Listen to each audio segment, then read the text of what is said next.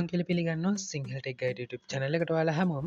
ඉතින් අද මේ වීඩියෝ එකක් බලමු. මේ දවස්වල ගොඩක් දෙනෙක් අතර ට්‍රෙන්ඩින් වෙලා තියෙන WhatsApp එකේ ස්ටේටස් එක කොහොමද ඉන්ටරැක්ටිව් ඉමෝජිස් දාලා අර ඇනිමේෂන් වල ඉමෝජිස් කොහොමද දාගන්නේ කියන එක ගැන බලමු මේ වීඩියෝ එකෙන්. ඉතින් වීඩියෝ එක යන කලින් මතක් කරනවා channel එක subscribe කරලා bell icon එක click කරලා තියාගත්තොත් මේ වගේ වීඩියෝ එකක් දාපු ගමන් ඔයාලා device එකට notification එකක් ගෙන්න ගන්න පුළුවන්කම තියෙනවා.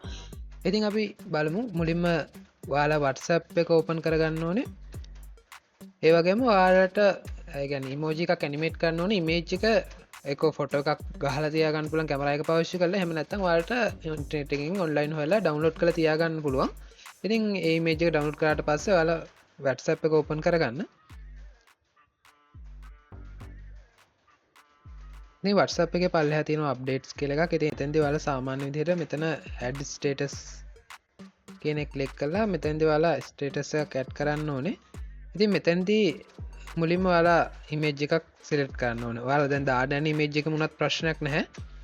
ඒ ඉමේජ් එක සිලෙක්ට් කරා ඊට පස්සේ ඔයාලා මෙතන උඩ බලා ගන්න පුළුවන්. හරි. ඉතින් ඔයාලට මෙතන උඩ බලා ගන්න පුළුවන් මෙතන ඉමෝජි ඇඩ් කරන අයිකන් එක තියෙනවා. ඉතින් මෙතන ගිහිල්ලා මෙතන රියැක්ෂන් කියන එක සිලෙක්ට් කරන්න. ඉතින් රියැක්ෂන් කියන එක සිලෙක්ට් කරලා පස්සේ පල්ලෙහා වාට තියෙන ප්ලස් අයිකන් එක ඒ ක්ලික් කරලා ඔයාලට කැමති ඉමෝජි එකක් මෙතෙන් සිලෙක්ට් කරගන්න හැකියාව තියෙනවා. හරි දැන් මම මෙතන මේ එක ඉමෝජි එක සිලෙක්ට් කරගත්තා.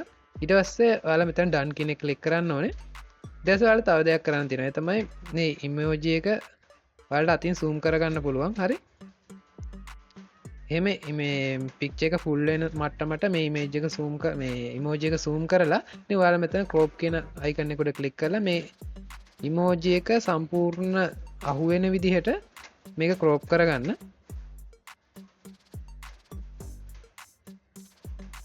හරි ඊට පස්සේ මෙතන තියෙන done button ක්ලික් කරන්න.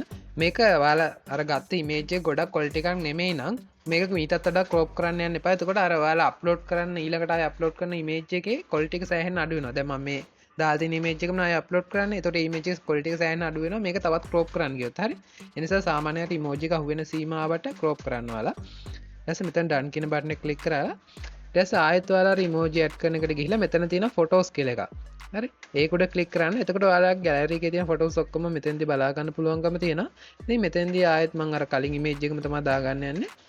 ඉමේජ් එක මෙතන ඇඩ් කරලා ඔයාලට ඇඟිලි වලින් මේක zoom කරගන්න පුළුවන්.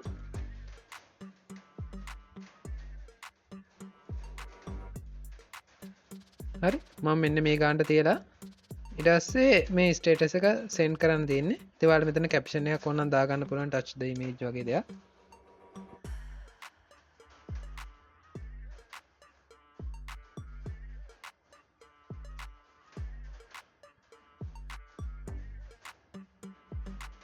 හරි දැන් ඔයාලා මේ ස්ටේටස් එක සෙන්ඩ් කරන්න. එතකොට තව කෙනෙක් මේ ඉමේජ් එක උඩ ක්ලික් කරොත් ඔයාලට ඒකෙදි මේ අර ඔයාලා දාපු ඉමෝෂන් එකට අදාළ රියැක්ෂන් එක බලා ගන්න පුළුවන්කම තියෙනවා.